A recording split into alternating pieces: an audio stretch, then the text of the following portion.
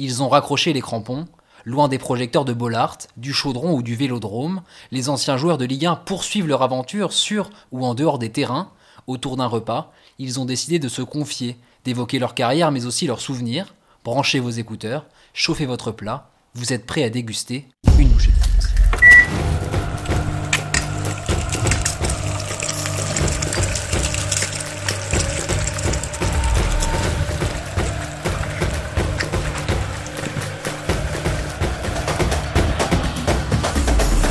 Et aujourd'hui, on rencontre un joueur emblématique de cette Ligue 1 des années 2000-2010, roi du jeu en une touche, maître à jouer du FC Metz, passé par Lille et Bordeaux. Ludovic Obraniak, comment ça va? Je vais extrêmement bien, puisque je suis en bonne compagnie, il y a du vin, il y a un bon repas qui s'annonce, donc je suis aux anges. On est à Paris, à côté, à Boulogne-Billancourt, et comme d'habitude, à côté de moi, le porte-couteau de cette émission, celui qui me propose toujours une solution à table et sur le terrain, mon Michel Bastos à moi finalement. Salut Jérém, comment tu vas? Salut Julien, salut Ludo, ça va très bien, pareil. Il y a le porteur d'eau et le porte-couteau. Pas encore. On est plein, on est nombreux. Du coup, qu'est-ce que t'as commandé Ludovic? Alors déjà, juste parler 2 secondes de l'endroit, qui est la passerelle, et Michael Méziane qui est le chef, avec qui j'ai sympathisé, puisque nos bureaux sont pas très très loin. Il ouvre spécialement pour nous, le restaurant. Alors il y a sa famille de l'autre côté là-bas, mais voilà, le remercier déjà de nous avoir permis d'être dans ce lieu au calme, avec un bel environnement, à côté de la Seine, on est bien installé. Jérém, ça te plaît toi l'enfant? Belle vue, super, le cadre est hyper sympa. Ouais. Et pour la commande, écoute, moi je suis parti sur un riz de veau. Je suis très difficile en ce qui concerne les riz de veau, mais lorsqu'il est cuisiné par Michael, il y a zéro problème, il est délicieux. J'aime beaucoup les abats.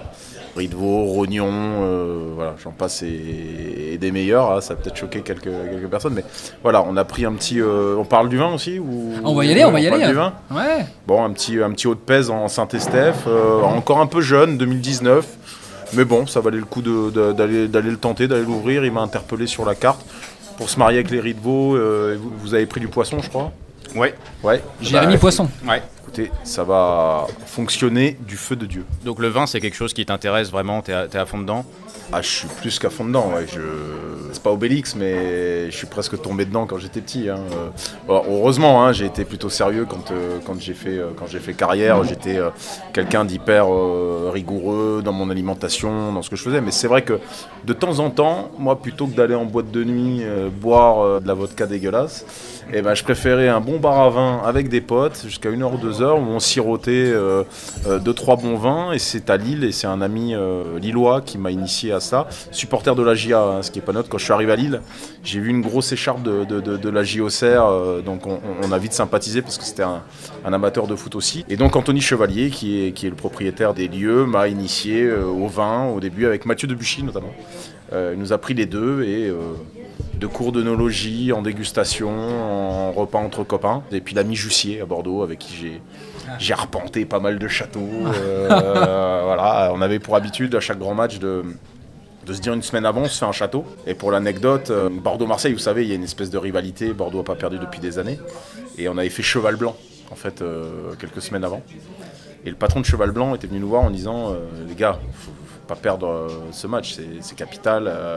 On maintient la longévité du record et tout. Mais je dis, bon, il faudrait peut-être un peu nous motiver, quoi. Faut nous motiver un peu, faut sortir quelque chose.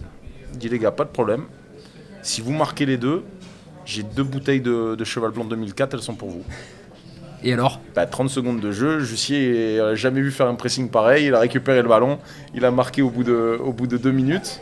Et moi je crois que je lui fais, pour le deuxième but, je crois que je lui fais un centre, c'est moi qui tire le coup franc, il met un but de la tête, si mes souvenirs sont bons. Donc lui il prenait les 2 bouteilles et moi que dalle.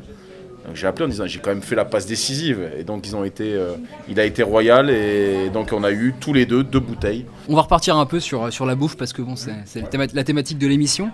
En Ligue 1, est-ce que tu as forcément un chef perso, ou est-ce qu'il y a un programme d'alimentation donné par un club? Ça se faisait pas encore, le fait de faire rentrer comme ça des gens dans ton intimité, pour justement, normalement tout était géré par le club.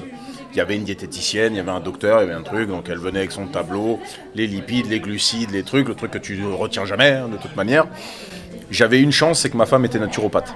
Elle s'y connaissait en tout ce qui était diététique, fleur de bac, homéopathie. Donc j'ai eu la chance d'avoir le meilleur des médecins et diététiciens et tout ce qu'on veut à la maison. Donc tout ce qu'elle faisait, c'était des choses déjà élaborées. On était déjà dans le bio, on était déjà dans les sans sauce, elle avait trouvé déjà beaucoup de choses qui faisaient qu'elle éliminait toutes les matières grasses, elle limitait le sucre. Donc en fait, j'étais à bonne école tout le temps sans m'en rendre compte.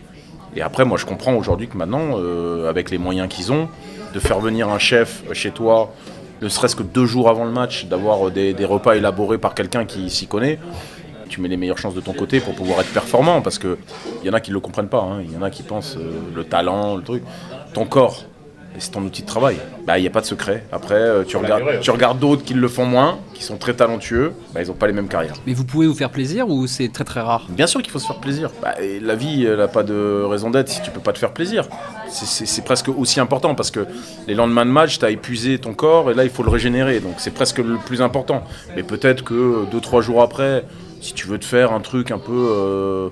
Il n'y a pas de contre-indication. Après, tu es à 2 jours du match, tu rééquilibres un peu, tu manges un peu moins le lendemain. Ou, voilà, tout est une question d'équilibre en fait. Mais si tu te prives tout le temps, en fait, ton cerveau, il est jamais vraiment très bien connecté. Tu es toujours dans un manque. Et quand tu es dans un manque, tu as du stress. Et quand tu as du stress, il y a plein d'énergie négative Donc tu vois, c'est toujours tout est une question d'équilibre. Il faut se faire plaisir.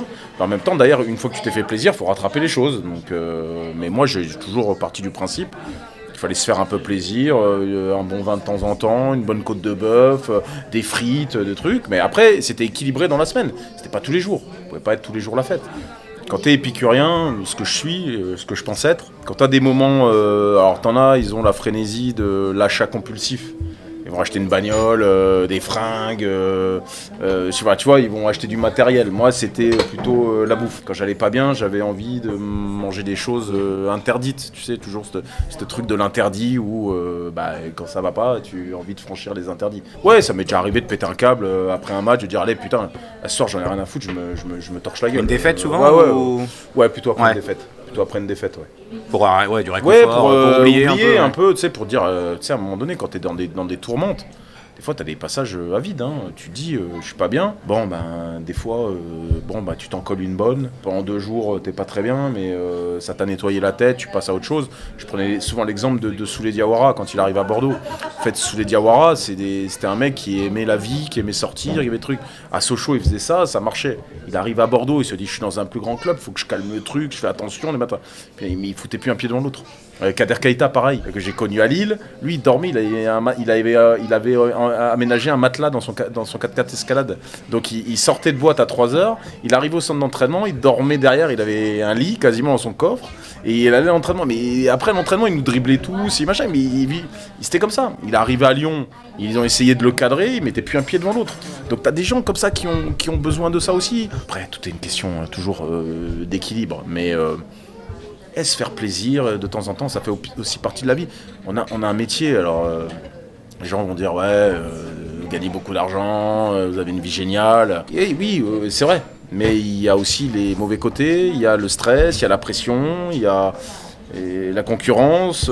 Tu es soumis aussi à beaucoup de pression dans ce métier. Donc des fois, tu as besoin d'un peu décompresser. On va juste rappeler que l'abus d'alcool est dangereux pour la santé et à consommer avec modération. Et évidemment. Merci Jérém d'avoir fait ce petit point qui va faire du bien à tout le monde. Voilà. Maintenant qu'on a parlé un peu de bouffe, on a parlé un peu d'alcool avec modération, on va revenir quand même sur le cœur de ton ancien métier, le football. Ouais. Donc après ta carrière, tu es devenu consultant à l'équipe, donc sur la chaîne L'équipe, et sur Amazon Prime. T'es passé aussi sur RMC. Voilà. C'est bon, j'ai tout. Faut pas oublier, parce que RMC, c'est une étape importante. Tu te formes là-bas? Ouais, je me forme là-bas, et puis à bonne école, hein. Je veux dire, quand t'es à l'after, faut pas bégayer, quoi, tu vois, t'es écouté par du monde, t'as des ténors en face de toi, des champions du monde, Jérôme Roten, Daniel Riolo, Gilbert Bribois, bon, ça rigole pas, quoi, tu sais qu'il y a du monde qui écoute, faut réussir à s'imposer avec de telles personnalités, donc oui, j'ai été à bonne école, tout de suite, plongé dans le grand bain, je pouvais pas mieux tomber, c'est là où je pouvais faire mes armes. Quand tu es avec Daniel à l'antenne, il faut tenir la dragée haute, donc il faut s'imposer, donc il faut des fois couper la parole comme il le fait, il faut des fois imposer ses idées. C'est pour ça que je te dis que c'était la meilleure des écoles, et ça m'a permis aussi de sortir du truc de je finis ma carrière, je veux pas égratigner trop de monde. Parce que j'ai fini, je connais encore les entraîneurs, je connais encore certains joueurs. Bon, je peux pas dire trop sur lui, je peux pas dire trop sur ça.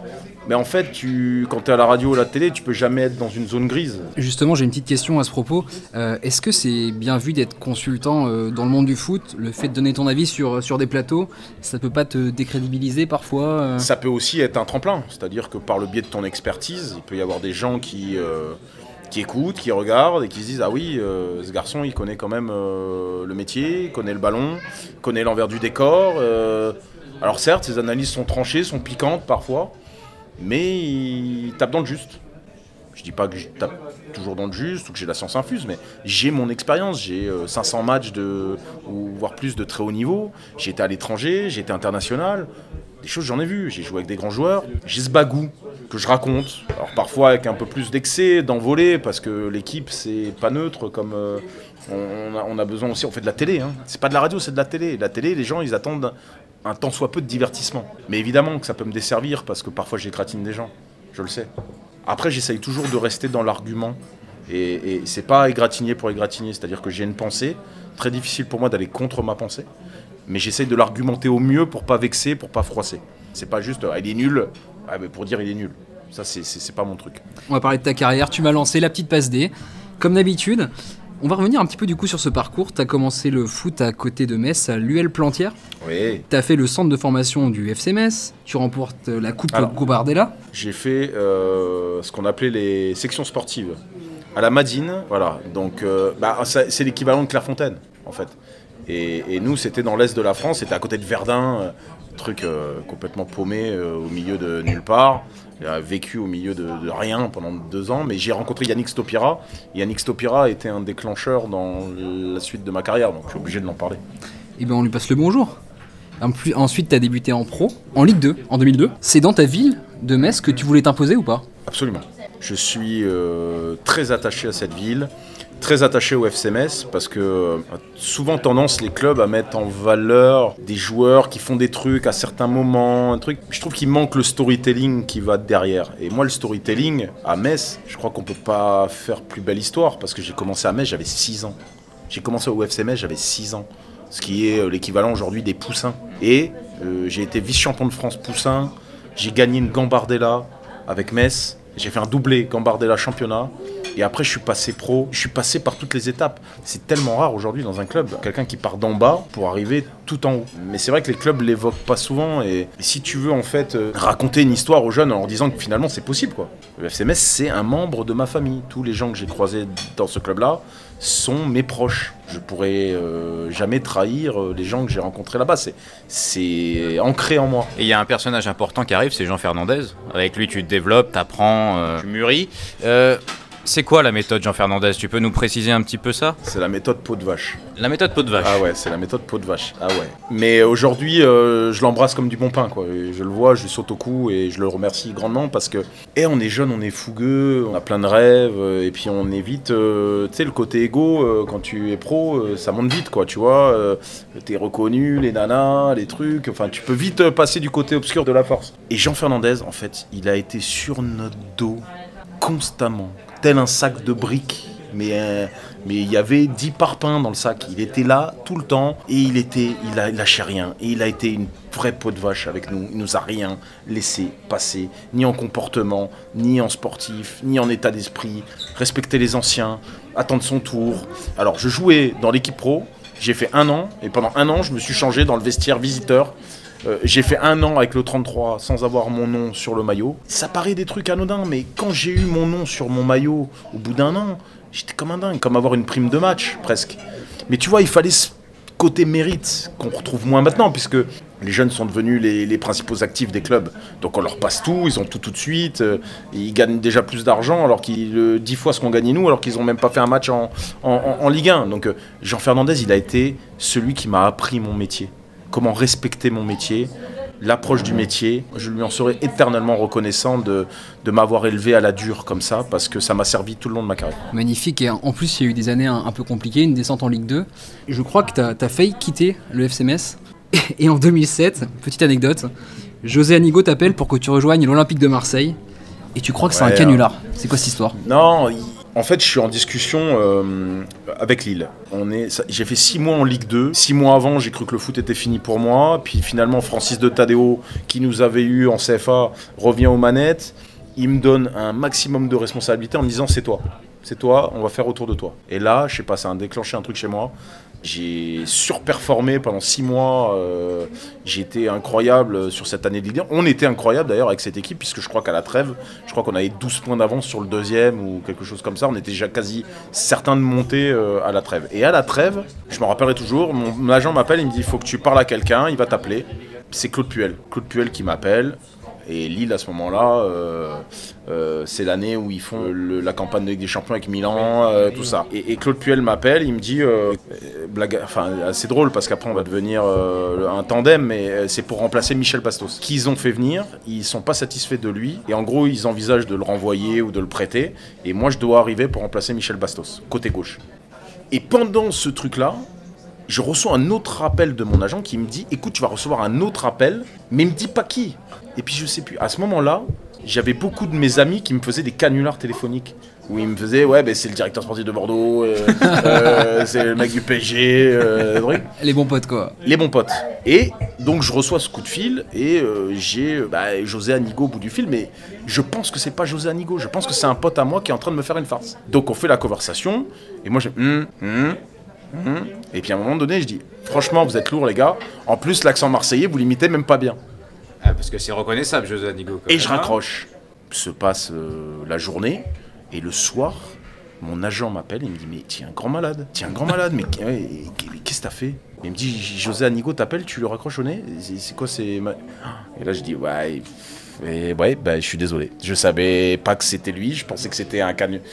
Bon, voilà, c'est l'histoire, mais j'avais déjà dans ma tête l'idée d'aller à Lille. Tu regrettes pas donc? Non, pas du tout, parce que c'était déjà ancré dans ma tête de partir. Le projet était incroyable, et je vais vous dire pourquoi j'allais partir à Lille, parce qu'il venait de se qualifier pour le 8e de finale de Ligue des Champions contre Manchester United, et je me suis dit, si un jour j'ai l'opportunité de jouer un 8e de finale de Ligue des Champions, c'est maintenant, faut pas que je le rate. Voilà, faut pas que je le rate. J'aurai peut-être 2 matchs de Ligue des Champions dans ma carrière, c'est là où il faut que j'y aille maintenant, c'est maintenant ou jamais. À Lille, il y a beaucoup plus de concurrence qu'à Metz. Est-ce que ça te force à être plus exigeant, à progresser plus vite? Je me mets dans un mode où faut que je montre que je sois là, parce que j'arrive, il y a déjà des mecs établis, c'est-à-dire qu'il y a Kader Keita, Jean-De Makoun, Mathieu Bodmer, Peter Odemwingie, Lourd, ouais. Michel Bastos. Le fameux Michel Bastos. Et je me suis dit, en fait, il faut que j'envoie du lourd tout de suite. Donc j'ai surjoué le truc pendant ma visite médicale. Qu'est-ce que c'est que ça, Ludovic? T'as le test d'effort. Et donc je me suis fait passer pour un mec qui avait 20 de VMA, alors que j'en avais que 18 ou 17 et demi. J'ai tout donné sur le test de VMA, sauf que quand je commence les premiers entraînements avec Lille, il y a des groupes de travail. Et moi, je dois être dans le 2e groupe. Sauf que avec mes résultats, ils me foutent dans le premier groupe. Makoun, Chalmé, les coureurs de fond. Et moi, j'étais pas du tout dans cette optique-là. Mais je suis avec eux, je m'accroche. Et je fais ça, et au bout de 3 mois, j'ai explosé en vol. Parce que j'étais dans le rouge tout le temps.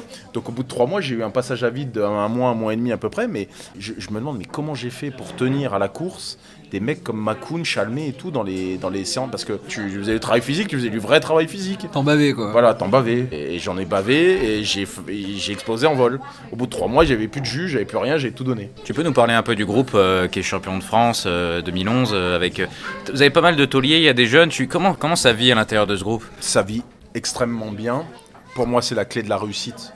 Et c'est ce qui a fait qu'on a été chercher tout, parce que au départ de la saison, il n'y a personne qui mise une piécette sur nous, sur Lille champion de France. Hein. Encore une fois, il y avait les titulaires qui étaient légitimes, et puis tu avais les remplaçants. Je pense à Tullio de Melo, je pense à Pierre-Alain Fro, je pense à moi, franchement, des bons joueurs. Un groupe, en fait. Mais on savait que nous, on n'était pas au niveau des autres, et les autres nous ont fait ressentir finalement qu'on n'était pas des remplaçants à leur jeu. Et quand nous on rentrait et qu'eux ils n'y arrivaient pas, on faisait tout le temps la différence quand on rentrait. Donc en fait on avait presque 2 équipes. C'est-à-dire t'avais une première équipe qui te martelait de 1 contre 1 avec Eden Hazard, Gervinho sur les côtés, les mecs ils en pouvaient plus. Et puis nous on rentrait, après on finissait le travail. Et donc ce travail-là s'est fait en toute cohérence, en toute amitié, en toute déconnade, parce qu'on se prenait pas au sérieux en plus, c'était de la déconnade. Et puis après les matchs, ça aussi, on allait me bouffer, on gagnait un match, bim, on prenait les enfants, les femmes, les trucs, on allait manger ensemble, et puis on finissait à 2h du mat, on se buvait une petite bouteille de rouge, on déconnait, on se racontait nos histoires, nos peurs, nos trucs. Je sais pas, il s'est passé un truc cette année-là, c'était de l'amour. Voilà, de l'amour. J'ai aimé les mecs avec qui j'ai partagé cette année-là. Et quand t'aimes les gens, il peut se passer plein de choses. On va laisser un petit peu Ludo manger. Tu te régales toi, mon Jérém ? Ouais, mon bar, franchement, c'est excellent. Il y a plein de légumes. Il y a du panais, du topinambour. C'est pas des trucs qui t'attiraient à première vue, mais je redemande, tu vois. Et le bar, le poisson, la mer, Bordeaux, Girondin. Bordeaux, c'est parti. Putain, là, j'étais pas prêt pour la transition. La transition. C'est tellement beau. Donc 2012, nouvelle aventure, les Girondins de Bordeaux, Francis Gillot. Oui. Tu vas gagner une petite autre Coupe de France quand même. Mais Bordeaux, depuis le titre, est un peu rentré dans le rang depuis quelques années. Pourquoi tu fais ce choix de Bordeaux à l'époque ? J'ai pas signé à Bordeaux. On m'a poussé à signer à Bordeaux. Ah. On m'a poussé dehors à Lille. Lille ? Pas pareil. En fait, je suis un éternel insatisfait. Donc l'année du titre, je fais peut-être l'année la plus importante de ma carrière parce que je marque ce but en finale de Coupe de France. Je marque le but du titre, un des 2 buts du titre face à Paris quand on fait 2-2 au parc. Donc j'ai une fin de saison qui est extraordinaire où je prends beaucoup de lumière alors que j'ai pris beaucoup d'ombre dans l'année où j'étais le super sub, le truc. Et moi, ça me plaisait pas des masses. J'ai jamais aimé l'idée d'être un super sub. Mais Rudy Garcia avait décidé de m'utiliser comme ça. Ça a plutôt bien réussi. Et j'ai peut-être fait la plus belle saison de ma vie, de ma carrière en tout cas, cette année-là. Néanmoins, en tant qu'éternel insatisfait, j'allais souvent dans le bureau pour réclamer plus de temps de jeu, plus de choses, plus de trucs. Donc quand on finit la saison, je vais voir le coach, je dis voilà, Coupe de France, j'ai quand même donné un grand coup de main, championnat, j'ai mis des buts importants, l'année prochaine, je vous le dis, je ne referai pas une saison comme ça. Et il me dit, écoute, ça reste entre nous, mais Gervais va signer Arsenal, Carvinho, donc tu restes et tu vas jouer avec nous. Je te dis juste que tu seras en concurrence, on va aller chercher Dimitri Payet. Je dis ok, pas de problème. Moi, je suis persuadé que Dimitri Payet, à cette époque-là, qui est très intermittent, je vais le bouffer. Les gars, on sort d'un doublé, donc là, je suis gonflé aux hormones, les gars. Il n'y a rien qui peut t'arrêter à ce moment-là. Tu te dis, il y a Messi qui vient, je vais me taper avec lui, tu vois. Voilà, il n'y a pas de souci. Mais donc je me dis, ok, la loyale, parfait, génial. Commence la saison, on a un temps de jeu équilibré tous les deux dans les matchs amicaux, machin. Et à ce moment-là, il y a Jean Fernandez à Auxerre qui veut me récupérer. Parce qu'Auxerre, rappelez-vous, passe le barrage de Saint-Pétersbourg. J'ai écouté le podcast de Cédric Angebar. Et Jean Fernandez me dit, je veux que tu viennes. Je lui dis, pourquoi pas. Et il appelle le club, et le club, c'est niette. Ils veulent même pas discuter, et on parle pas on parle pas des transferts de maintenant. Je crois qu'Auxerre proposait 3,5 millions ou un truc comme ça. Ils proposaient pas 15 millions, tu vois. C'est pour ça que quand tu vois maintenant, c'est la folie. J'étais pas dans la bonne époque, tu vois. Et donc Michel Sédou me dit non, on compte sur toi.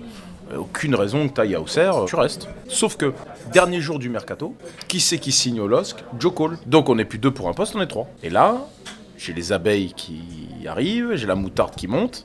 Je pars dans le bureau, comme une furie. Je dis, moi, bloqué. Je devais avoir un beau challenge et tout, machin, vous allez... Pas de problème. Par contre, je lui dis, dans 6 mois, je suis parti. Je prends une trahison pour toi, quoi. Ouais, grosse trahison. Franchement, trahison de fou. Je veux bien reconnaître que je suis casse-couille, parce que je voulais tout le temps jouer, j'étais tout le temps sur le dos du coach. J'étais un morpion. Par contre, d'une loyauté implacable. Tu pouvais toujours compter sur moi, je partais un soldat, tu pouvais partir avec moi. Donc je l'ai pris, oui, t'as raison, je l'ai pris comme une vraie trahison. Et donc 6 mois après, je vais partir. Et j'ai Bordeaux, Francis Gillot qui m'appelle, qui me fait la cour, et je fais tout pour partir, et je pars. Et je reviens à Lille une semaine après, ou 15 jours après. Le fameux 5-4, je mets un doublé, dont un but à la 93e minute. Vengeance. Celui-là, il est, petite crotte de nez dans ta face, là, tu vois, là, paf. Donc ouais, j'en avais gros sur la patate, et ce match-là, je voulais montrer, les gars, vous êtes lourdement trompés à mon sujet, et je vais vous mettre la misère aujourd'hui. Et je devais pas jouer normalement. Parce que pour partir, mon agent a dû promettre que j'allais pas jouer. Ce match-là. Tu sais, ce truc où quand tu vas dans un club, ils te disent ouais, tu joues pas le prochain match. Ouais. Sauf que ça arrivait 15 jours après. Et Jean-Louis Trio vient me voir un matin à l'entraînement. Il me dit c'est quoi cette histoire du fait que tu vas pas jouer je dis ouais, président. Non mais attends, il me dit t'es pas prêté. Je t'ai acheté. Il dit tu vas jouer. Ah ben je dis président, moi j'attends que ça, pas de problème, je joue. Donc ça les a vraiment embêtés que je joue. Et la finalité, c'est ce but, quoi. 94e minute, je mets le but parce que dans un match de fou, on gagne 1-0, 1-1, 2-1, 3-1, 4-1, 4-2, 4-3, 4-4. Et je marque le but du... Si j'avais moi voulu écrire un scénario Impossible. pour dire je vais vous montrer toute la rancœur que j'ai à travers un scénario de film de match, j'aurais pas pu écrire un meilleur scénario. Mais malgré les conditions de ton départ à Bordeaux, t'en gardes quoi comme souvenir de ce club ? De Bordeaux, hein. Aussi, Bordeaux a une place aussi importante dans mon cœur que Lille et Metz. Alors vous allez me dire, ouais, je suis un peu pas comme Bafé Gomis, j'ai 35 clubs de cœur, je sais, mais j'ai vécu un temps très court à Bordeaux, 2 ans. Je me suis amouraché très vite, et d'ailleurs peut-être un petit peu plus, de l'environnement et des gens qui travaillaient pour le club. Parce que à l'époque, quand tu étais au Hayan, tout se passait au Hayan, au centre d'entraînement. Et au Hayan, tu as le château. Et au château, il y a tout de l'administratif qui est là. Et donc, moi, comme je passais ma vie au château, j'aimais bien, quand je déposais mes enfants, j'aimais bien arriver 1h30 en avance, aller boire un café avec les administratifs. Après, je restais manger le midi, machin. Donc, je faisais partie de la vie du club. Et donc, j'ai rencontré vachement plus de gens. J'ai connecté avec beaucoup de gens, de monde. Et tu sais, à Bordeaux, c'est souvent des gens qui travaillent pour le club, ils ont 10, 15, 20 ans d'ancienneté. Donc ils te racontent toutes les histoires la journée avec Roland Courbis, avec ci, avec ça, avec Garde Tror, avec voilà, tu vois, et je suis resté très très attaché à ces gens-là et donc à ce club-là parce que les gens nous critiquaient déjà beaucoup à l'époque. On a fait quand même 8e de finale de Ligue Europa, une Coupe de France et on finissait 5e du championnat. Tu vois ce qui s'est passé derrière, ils n'ont jamais fait mieux. Mais j'en garde un excellent souvenir. T'es quand même international polonais. T'as fait les espoirs, t'as fait les Bleuets. Oui.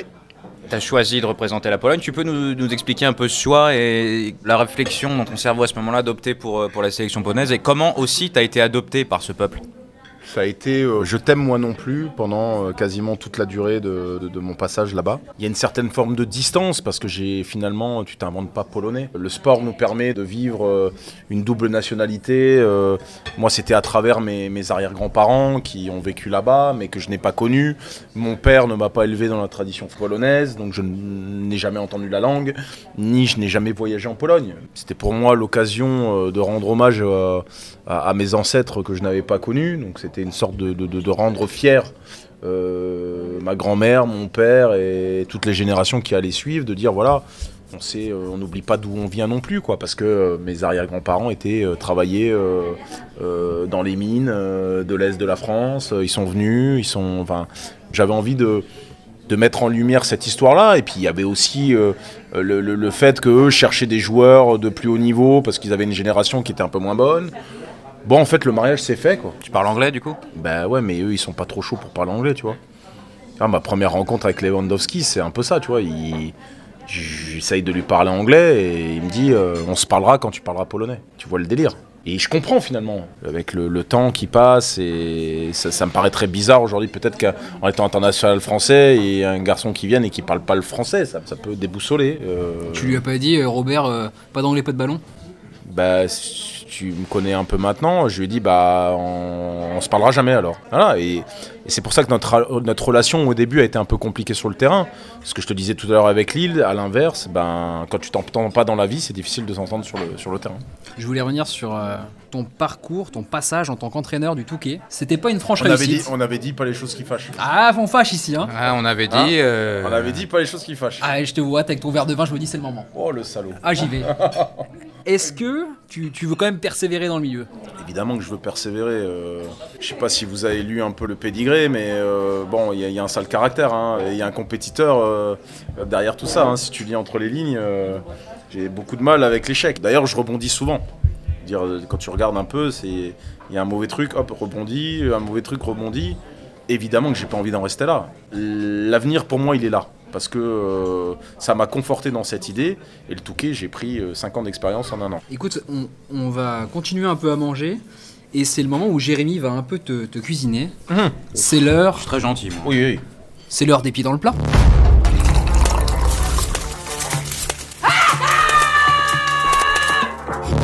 Écoute, moi je voulais te parler de points un peu plus précis de ta carrière.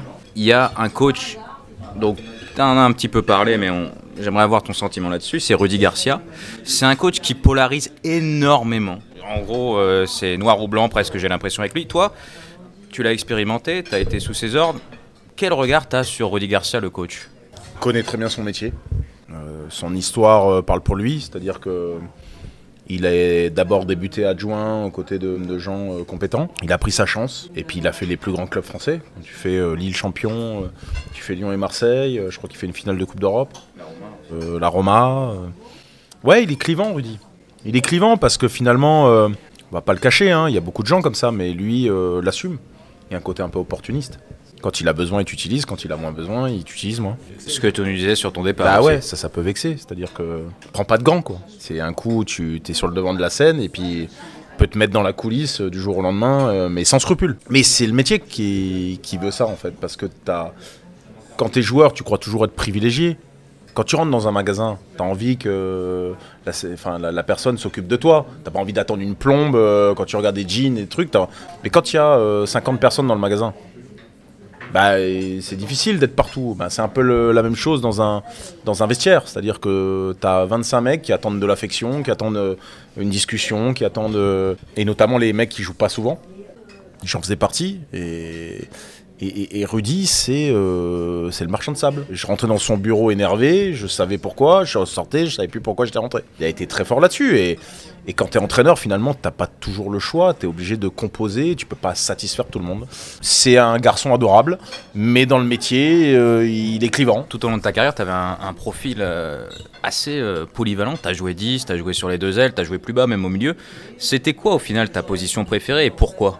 Ça dépend avec qui, en fait. C'est toujours pareil. J'étais vif sur les premiers mètres, mais j'avais pas de capacité de vitesse. Donc déjà, il fallait que je joue sur ma technique. J'ai adoré jouer fausse patte, gaucher côté droit. Par contre, il me fallait des joueurs qui me débordent pour me donner, moi, l'option d'avoir le temps d'avance sur le latéral. Parce que quand ton latéral te dédouble, le latéral adverse, il sait pas trop. Soit il suit, et là, il te laisse les 2-3 mètres. Et là, quand j'avais moi les 2-3 mètres, dans les 30 derniers mètres, c'est de là ma force. Parce qu'après, avec mon pied gauche, j'arrivais à mettre le ballon, pas là où je voulais, mais j'avais une bonne sensibilité de pied. Puis j'avais une bonne connexion sur les timings d'appel. Et voilà. Donc j'ai adoré jouer ce poste-là, mais il me fallait des mecs qui prennent le couloir. Et j'ai eu de la chance, j'ai eu Mathieu Debuchy à Lille, j'ai eu Benoît Tremoulinas à Bordeaux, j'ai eu Mariano, j'ai eu que des ébulons sur le côté qui m'ont permis, moi, de me mettre en valeur. En 2004-2005, il y a Franck Ribéry qui est dans l'effectif avec toi. Quelques années plus tard, il y a Eden Hazard qui est avec toi au LOSC. Tu as eu deux petits joueurs avec toi. C'est les plus forts de ta carrière avec lesquels tu as joué ? Ou ceux qui t'ont le plus impressionné en tout cas ? Et si je devais en citer qu'un, je citerais Franck. Parce que... Meilleur que Eden ? Je sais pas s'il est meilleur, mais Franck, il est arrivé tel un ovni. Il s'est dit, mais c'est qui ce type ? Sortait de nulle part. Et j'avais jamais vu ça, c'est-à-dire la double accélération. C'est un truc, je savais qu'il y avait l'accélération, mais la double accélération, le double coup de rein. C'est-à-dire le double coup de rein plus accélération. C'est-à-dire qu'il t'accélérait, toi t'étais au taquet du taquet, et pourtant les mecs les plus rapides, hein, au taquet du taquet, et là il te mettait boum, comme si dans Fast and Furious, là t'as appuyé sur le truc. Là. La nitro.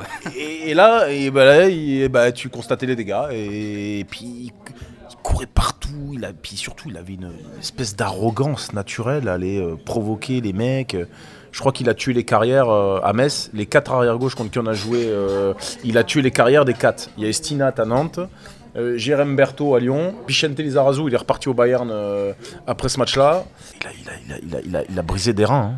Hein. Et regardez le match à Marseille, quand il est à Metz, donc saison 4-5, regardez ce match à Marseille. Ça doit être 5e, 6e journée. Et franchement, sort de l'entendement. Le mec, il fait un sprint à 35 km/h à la 90e minute, mais comme si on était la première minute du match. J'ai jamais revu ça après, parce que Eden, il avait du talent, mais... Eden Hazard. Si, Eden, c'était aussi formidable. Hein. Mais je sais pas, Franck, il avait un truc. C'était déconcertant. Tu dis, mais waouh. C'est ce que j'ai vu de plus incroyable. Si on avance un peu dans les années, je vais te parler d'un mauvais souvenir à mon avis, mais en même temps tu découvres la Ligue des Champions, donc ça doit être pas mal. Il y a cette double confrontation contre Manchester United, tu vois où je vais aller ? Je vais l'insulter. Il y a un moment qui va faire beaucoup parler, le Gallois là. C'est Ryan Giggs qui tire ce coup franc rapidement. Alors vous devenez tous fous, et toi comment tu te souviens de ce moment-là, cette attente en dehors des nuits?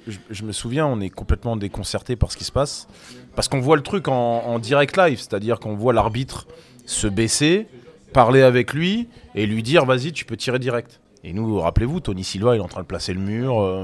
Parce que la règle c'est si tu demandes un mur, il y a coup de sifflet, il faut attendre le coup de sifflet. Fallait qu'il lève la main ou fallait qu'il y ait un il y geste. a un geste, et ouais. là, Et en fait, il y a pas- une espèce de truc où tu vois au ralenti, ils se parlent en catimini les deux. Genre, il dit je peux tirer, et l'autre dit ouais, vas-y, tu peux tirer. Mais une escroquerie, j'ai jamais vu ça. Et on était des mini-pousses en fait. On a voulu sortir du terrain, poser une réserve. Les mecs de l'UEFA sont arrivés, nous ont dit écoutez bien, vous voulez revenir en Ligue des Champions et pas être banni pendant 5 ans, vous retournez sur le terrain tout de suite, sinon vous reviendrez jamais. Bon bah on est revenu sur le terrain de suite, hein. On n'a pas fait de vague, mais derrière il se passe un truc incroyable, c'est que Manchester, le grand Manchester, tellement on avait senti pendant une demi-heure, ils n'ont pas dépassé le milieu de terrain. On est resté dans leur camp pendant une demi-heure, ils n'ont pas vu le ballon. On leur a mis une pression terrible et rappelez-vous, ils nous annulent le but. Odemwingie à l'épaule avec Vidic, en Angleterre partout le but il est non. Et là encore une fois, ouais, on est sorti de ce match-là. Franchement, le sentiment il est, on m'a arraché quelque chose, on m'a volé quelque chose. Mais la fierté d'avoir regardé le grand Manchester dans les yeux sur les 2 matchs. Hein. Ouais, parce qu'au retour, 2 défaites 1-0. Parce qu'au retour, pareil, on les a malmenés. On a 2-3 occasions d'entrée de jeu qu'on convertit pas, notamment la tête de Jean 2 là au point de pénalty. Mais on les a regardés les yeux droits dans les yeux et on s'est dit on aurait pu passer. Et Giggs, si je le croise, je t'annonce qu'il y a embrouille de suite. Je ne lui pardonnerai jamais. Mais en plus tout ça, vous êtes avec Lille et vous jouez à Bollaert ce match. C'est quoi ce truc là? Et ça vous fait bizarre, non? J'ai une anecdote. Tu sais que j'ai failli pas jouer ce match-là pour une histoire de short. Je suis comme un ouf. On est à Bollaert, le truc, le machin. Et moi, quand j'arrive à Lille, j'ai le numéro 10. Je prends le 10 de Gigax. Sauf que Gigax, il a joué des matchs en Ligue des Champions. Donc en Ligue des Champions, je peux pas avoir le 10. J'ai le 35. Et l'intendant, il oublie pas le short. Il prend le short 10, il prend pas le short 35. Et donc à 10 minutes du match, il vient me voir, il me dit je sais pas si tu vas pouvoir commencer le match parce que l'UEFA ils sont pointilleux et les numéros ça colle pas et tout, et c'était trop tard pour aller chercher le short.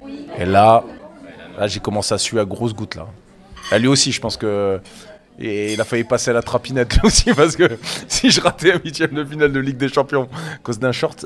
Et au final, on a mis du strap. Vous regarderez le match, j'ai du strap noir sur le short, vous regarderez. C'est pour cacher le numéro 10. Et c'est passé comme ça. Mais j'ai failli pas jouer ce match à cause de ça. Eh bien, on est pas mal. Écoute, je te propose qu'on digère autour d'un petit jeu. C'est l'heure de la recette magique. Champion, mon frère!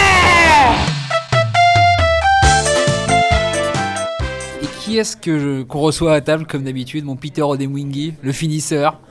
Mathis Lescan, comment ça va? Bah ça va très bien, j'ai tout écouté en coulisses, très intéressant. Vous avez bien mangé? J'ai l'impression que c'est plus le Nicolas Fauvert que... Oh, ça attaque. Il faisait quelle taille Nicolas Fauvert? 90, hein, Ah bah je fais la taille de Nicolas voilà. Fauvert, ça me va bien, il a une meilleure carrière que moi. Hein. Bon en tout cas, Ludovic, je t'écoutais attentivement en coulisses, et toi qui es polonais, puisque t'es quand même né et tu as grandi dans la banlieue de Varsovie, à Longeville-les-Metz, hein. Mais évidemment. Est-ce que tu aurais un petit plat polonais à me conseiller, moi qui suis un fin gourmet? Bon, il y a 2 choses. Il y a le jourek, qui est une espèce de soupe où tu mets beaucoup de légumes, juste effilochés comme ça. Pommes de terre, lardons, carottes, c'est délicieux. Et tu peux prendre les pierogies, qui est presque le plat national, espèce de ravioli avec de la viande à l'intérieur. C'est délicieux. Il y a un petit jus comme ça de viande. C'est délicieux. Bah parfait, je vais tester ça. Et maintenant en guise de dessert, comme te l'a dit Julien, je te propose un petit jeu. T'es partant? Ah oui, toujours. Et je crois qu'on a un mauvais perdant à ma droite, je le sens d'entrée de jeu là. L'idée c'est que je vais choisir un match qui, d'après nous, a compté dans ta carrière. Tu nous diras si on a vu juste ou pas. Et toi tu dois retrouver les 11 joueurs titulaires de ton équipe à ce match-là. Mais attention, c'est désormais presque un classique. Une institution. Qui dit jeu, dit enjeu. Donc sans faute tu nous trouves les 11, c'est la crème de la crème. Là, on applaudit, on s'incline. Hein. Une erreur, on laisse passer, ça compte pour du beurre. Allez, 2 erreurs, par contre, c'est terminé. Tu paies l'addition. Prêt? J'ai décidé de revenir sur le match qui a fait de toi, non pas un milieu technique intéressant, mais une véritable légende dans le Nord. D'accord. Tu l'as eu peur? Tu vois où je vais? Stade de France, samedi 14 mai 2011. Le LOSC, futur champion de France. Je vais pas payer l'addition, ça c'est sûr. Oh là là, il annonce. Bref, ton LOSC est en finale de Coupe de France face au Paris Saint-Germain. Pour vous hisser jusque-là, vous avez trimé. Hein. Vous avez quand même éliminé successivement Forbach, Wascan. Ouais, mais c'est là où c'est bon. C'est que t'as failli passer à la trappe contre des équipes, des petites équipes. C'est le charme de la Coupe de France. Vous avez réussi à les éviter. Et alors ensuite, Nantes, Lorient et Nice. Puis finalement, la finale. Le match débute, c'est un match... Alors je sais pas comment vous me définir. Crispé, tactique. Bon, très clairement, en tant que téléspectateur, on s'ennuie un peu. Hein. On n'est pas bien, clairement. Ouais, vous êtes pas très bien. On n'est pas bien, mais je suis pas sur le terrain, donc c'est un peu normal. Je pense que c'est la raison principale du fait que le LOSC souffre. Vous êtes pas bien jusqu'à la 89e minute. Mais nous y reviendrons plus tard. Ludovic, maintenant que tu as le match, est-ce que tu peux nous donner le 11 lillois ce soir-là? Petite précision, bien sûr, si tu nous donnes un remplaçant, ce n'est pas une erreur, mais ça ne compte pas. Alors, il y aura évidemment Mickaël Landreau dans les buts. Mickaël Landreau dans les buts, c'est bon. Il y a Mathieu Debuchy arrière droit. Mathieu Debuchy à droite, c'est bon. Il y a Adil Rami dans l'axe. Adil Rami dans l'axe, c'est bon. Il y a Aurélien Chedjou dans l'axe aussi. Aurélien Chedjou avec Adil Rami pour la paire, c'est bon. Il y a Franck Berria côté gauche. C'est magnifique, pour l'instant c'est du 5 sur 5. Il y a Johan Cabaye. Il y a Johan Cabaye, effectivement. 6 sur 6. Il y a Rio Mavouba. Il y a Rio Mavouba, 7 sur 7. Il y a Idriss Gueye. Il y a Idrissa Ganagay, 8 sur 8. C'est rapide, hein. Ah, c'est... Laser. Là, c'est laser. Là, c'est... Il y a Gervais Di Gervinho. Il y a Gervinho, 9 sur 9. Et il y a Eden Hazard à gauche. Et il y a Moussasso devant. Faut les remplaçants aussi ou pas? Bah, alors, si tu nous sors les remplaçants, là, je sais pas ce que tu fais. Sur le banc, il y a Tullio de Melo. Est-ce qu'il rentre en jeu? Il rentre en jeu. Oui. Oui. Bah, merci, Julien. Non mais là je suis en train de phaser devant la compo. Il y a Pierre Linfro. Oui. Est-ce qu'il rentre en jeu? Non. Il y a Stéphane Dumont. Il y a Stéphane Dumont. Oui, est-ce qu'il rentre en jeu? Non. Ah, il remplace Eden Hazard. Il rentre. À la 90e, je pense qu'il je suis fallait... content pour mon Steph qui rentre. Il fallait blinder à la 90e. Il doit y avoir David Rosenal. Oui, est-ce qu'il rentre en jeu? Non. Non. Alors là, c'est du bonus. Hein. Normalement, on ne demande pas ça aux gens. Il y a Barel Mouko. Ah ouais. T'as révisé. T'as révisé, c'est pas Mais possible. non, mais j'aime ces gens, je vous ai dit, on a un truc, donc ils sont dans mon cœur tous. Donc Barel Mouko est là, bon, il rentre Barel pas en jeu. Mouko, est-ce qu'il y a Jerry Van Damme? Jerry Van Damme. Non, Jerry Van Damme n'est pas là. Il est 18ème, donc. Peut-être. T'es quasiment bon là. Hein. Et attends, il m'en manque. Il y a moi. Il t'en manque. Bah voilà. Il y a quand même. moi. Il y a t'en manque un. manque un. Que j'avais un petit peu oublié là, je t'avoue. Emerson. D'accord, c'est ça. Voilà. D'accord, c'est ça. Le Brésilien le moins technique que j'ai rencontré dans ma vie. Oh, c'est Et on l'embrasse. Moi j'applaudis, hein. Bravo Ludovic. Bah, c'est merci. du jamais vu dans une bouchée de foot. Qui a une émission qui a quand même bien 12 000 épisodes à son 12 000 actif, épisodes à son autant dans le actif. Stade de France. Ah, vous avez choisi un moment figé dans le temps, donc. Justement, on va y revenir rapidement sur ce match 89e. C'est quoi ce ballon enroulé qui lobe coupé? 12 ans après, tu peux peut-être nous... Ouais, tu l'as pas vraiment fait exprès. Tu cherchais un deuxième poteau. Alors, si vous êtes des chercheurs émérites d'archives, vous irez voir que j'ai mis plein de coups francs comme ça. On en a vu quelques-uns. Voilà. Donc c'était une façon de tirer. Après, je vous dis pas que j'ai fait exprès de le mettre particulièrement comme ça, mais en fait, j'avais pour optique de toujours viser le deuxième poteau très fort. Mais ce but-là, ce ballon, il est habité par toutes les émotions de la journée, parce que je pensais commencer, je commence pas, j'ai failli quitter le stade. Pourquoi t'as failli quitter le stade? À la causerie, en fait, quand j'ai vu que je jouais pas, j'étais persuadé de jouer. Et Rudy Garcia, il venait toujours nous voir quand on jouait pas. Et puis en plus, moi, il savait que j'étais très susceptible. Donc quand je jouais pas, il venait t'expliquer pourquoi ou te dire que tu jouais pas, mais au moins il venait te le dire. Et ce jour-là, Flo Balmont était suspendu. Donc j'étais persuadé qu'il n'y a personne d'autre. Idrissa Gueye n'existait pas encore. Il avait fait quelques matchs comme ça. C'était un jeune qui jouait avec nous de temps en temps. Mais j'étais persuadé de rentrer dans le milieu à 3 et que je pouvais être le seul qui pouvait remplacer Flo. Et quand la compo tombe, je vois pas mon nom. Et en fait, j'ai une montée d'adrénaline, de colère, de tout ce que tu veux. Je me lève et je sors de la causerie. Je retourne dans ma chambre. J'appelle un taxi. J'appelle ma femme, qui n'arrive pas à me convaincre et j'appelle un taxi pour me barrer. Je veux rentrer, je veux reprendre un train et rentrer à Lille. Et finalement, qui est-ce qui te Et fait en rester? fait, Flo Balmont était là, et en fait, moi, j'étais au fond de la salle. Donc, j'étais avant-dernier rang, et dernier rang, il y avait Flo, donc qui jouait pas ce match-là, et Pierre Alain, qui était un peu à ma gauche. Donc les deux là m'ont vu partir. Alors le coach a fait semblant de ne pas me voir partir, il m'a avoué après qu'il m'avait vu partir. Donc je retourne dans ma chambre et là j'ai les 2 anciens qui viennent toquer à ma porte et qui me disent mais qu'est-ce que tu fais? Je leur ai dit je m'en vais, je supporte pas, c'est pas possible, c'est trop parce que j'avais déjà fait les 3/4 de l'année remplaçant en Ligue 1, on avait joué tout le parcours de Coupe de France, c'est nous qui l'avons fait les remplaçants, on a été se qualifier à Nice, on a battu Nantes, je savais que j'allais pas commencer titulaire, il allait mettre le 11 type, mais là, comme il y avait un mec en moins, j'étais persuadé de rentrer. Enfin, c'était écrit. Donc je l'ai hyper mal pris, les 2 vieux m'ont dit mais pour qui tu te prends en fait? Tu vas venir, tu vas prendre ton sac, tu vas le mettre dans le bus et tu vas venir parce que tu vas regretter toute ta vie de pas jouer une finale de Coupe de France. Donc t'arrêtes tes conneries maintenant, t'arrêtes de faire ton putain de capricieux petit con que tu es et tu montes dans le bus. Voilà. Je suis monté dans le bus, puis après l'histoire. Si vous remettez la finale, si vous voyez un fou furieux, parce que l'histoire, c'est qu'il m'envoie m'échauffer à la 45e minute, cet enfoiré de Rudy. Il m'envoie m'échauffer à la 45e. Donc je rentre à la 84e, hein. Donc pendant plus de 30 minutes, il me fait languir sur le côté. Et nous on jouait mal, et moi je voyais le truc. Et dans ma tête, je devenais fou. Si vous voyez un espèce de malade faire des sprints, mais tu sais, des sprints le long du Stade de France, là, le long de la ligne de touche, si vous voyez un gros plan, vous voyez un mec qui fait que des sprints. Bah c'est moi, parce que je suis en train d'essayer de sortir un truc. Et en fait, quand je rentre, je suis conditionné. Il va se passer un truc, je dis attends... Ah ouais, toi tu penses que je peux pas? Eh bah tu vas voir. Et en fait, c'est un truc, je peux le retirer. J'en ai tiré plein de ce style-là.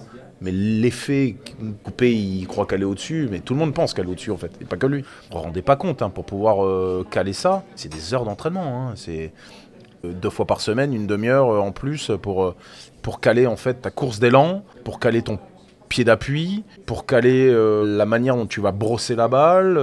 C'est des heures et des heures de boulot. Tout seul, avec les mecs. Bah, de toute façon, Juninho vous racontera la même chose. Hein, des coups francs, tu tires pas comme lui, comme ça, par l'opération du Saint-Esprit. Hein.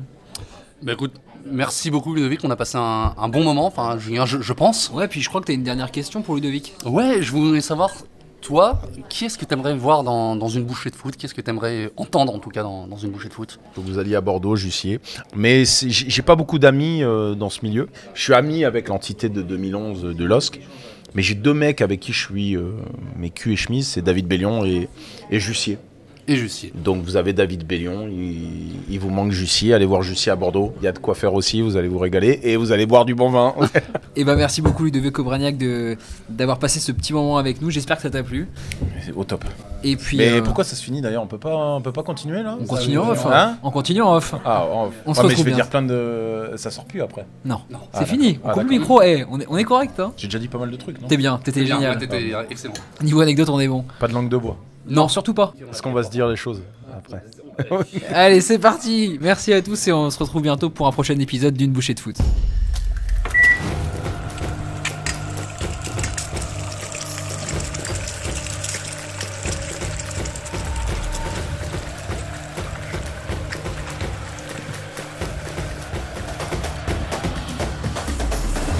C'était une bouchée de foot, un épisode réalisé par Thomas Vinclair, produit par Julien Elion, Jérémy Docteur et Mathis Lescan.